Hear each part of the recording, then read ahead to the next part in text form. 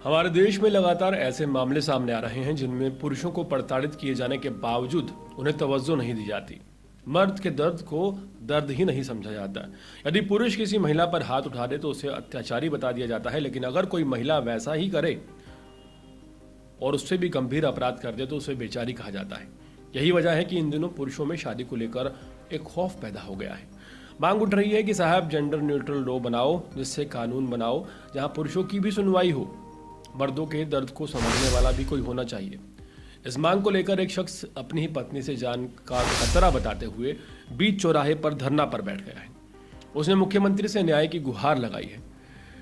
युवक एक कागज भी दिखा रहा है। उस कागज पर लिखा है कि मुख्यमंत्री जी, मेरी पत्नी को सजा दिलाओ, उसने मुझे धोखा दिया है, मेरे बेटे की हत्या करवा दी है, मेरी भी करवा सकती है। देश में पत्नी द्वारा बॉयफ्रेंड के साथ मिलकर पति की हत्या करवाने के हाल ही में कई मामले सामने आ चुके हैं और ऐसे में उसने लिखा है कि मेरी पत्नी के 3 से 4 बॉयफ्रेंड हैं। मध्य प्रदेश के ग्वालियर में एक पति का अपनी हत्या का डर सता रहा है। युवक की पत्नी के 3-4 बॉयफ्रेंड हैं और उसकी पत्नी उसे छोड़कर एक बॉयफ्रेंड के साथ रह रही है।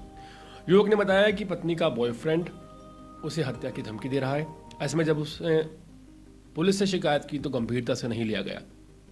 परेशान होकर फूलबाग चौराहे पर यह शख्स बैठ गया है, जहां सीएम का पोस्टर लगा है उसके बिल्कुल नीचे, और डॉक्टर मोहन यादव से मदद की गुहार लगा रहा है।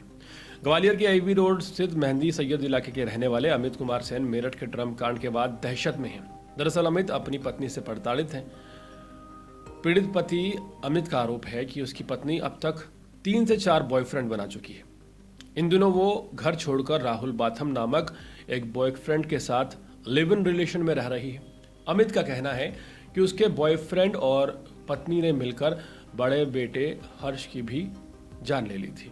वहीं छोटे बेटे को लेकर वो अपने बॉयफ्रेंड के साथ रह रही है। ऐसे में जब उसने इसका विरोध किया तो बॉयफ्रेंड उसे हत्या करने की धमकी दे रहा है।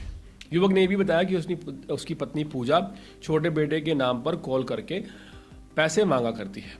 अमित को आशंका है कि मेरठ में सौरभ ड्रम हत्याकांड की तरह उसका भी कत्ल हो सकता है। इस मामले को लेकर कई बार थाने में शिकायत दर्ज कराने के लिए शख्स गया, लेकिन पुलिस ने उसकी सुनवाई तक नहीं की। ऐसे में आखिरकार थक हार कर परेशान होकर अमित ग्वालियर के फूलबाग चौराहे के सीएम के पोस्टर के नीचे धरना पर बैठ गया। अमित ने मुख्यमंत्री डॉक्टर मोहन यादव से गुहार लगाई है। पीड़ित अमित ने बताया है कि कई बार उसने पुलिस से शिकायत की, लेकिन उसकी बात को बिल्कुल भी गंभीरता से नहीं लिया गया। वहीं जानकागंज थाना प्रभारी का दावा है कि अमित थाने पर गए ही नहीं। ऐसे में अगर कोई आवेदन दिया होगा तो उस पर कार्रवाई जरूर होगी, ऐसी सफाई पुलिस देती हुई नजर आ रही है। यह घटना समाज में व्याप्त एक गंभीर समस्या को उजागर करती है, जहां पुरुषों की पीड़ा को अक्सर नजरअंदाज कर दिया जाता है। यदि किसी पुरुष के साथ अन्याय हो रहा है तो उसे न्याय की उम्मीद में भटकना पड़ता है, लेकिन उसकी सुनवाई तक नहीं होती। अमित कुमार सेन का मामला इस सच्चाई का जीता जागता उदाहरण है, जहां एक पति अपनी सुरक्षा के लिए लड़ रहा है मगर उसे न्याय की उम्मीद बहुत कम नजर आ रही है या ना के बराबर नजर आ रही है।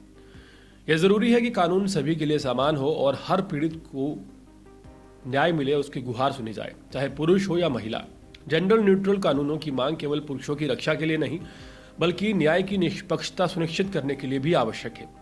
जब तक हर नागरिक को समान सुरक्षा और न्याय नहीं मिलेगा तब तक समाज में असंतुलन बना रहेगा। सरकार और प्रशासन को चाहिए कि ऐसे मामलों को गंभीरता से ले और यह सुनिश्चित करे कि किसी भी व्यक्ति को उसके लिंग के आधार पर न्याय से वंचित न रखा जाए। अमित सिंह जैसे पीड़ितों की बात सुनी जानी चाहिए ताकि समाज में कानून और व्यवस्था पर लोगों का विश्वास बना रहे, और शायद यही वजह है कि तमाम पुरुष आज जेंडर न्यूट्रल लॉ की डिमांड कर रहे हैं। पूरे मामले पर आपकी क्या राय है? कमेंट सेक्शन में जरूर बताएं।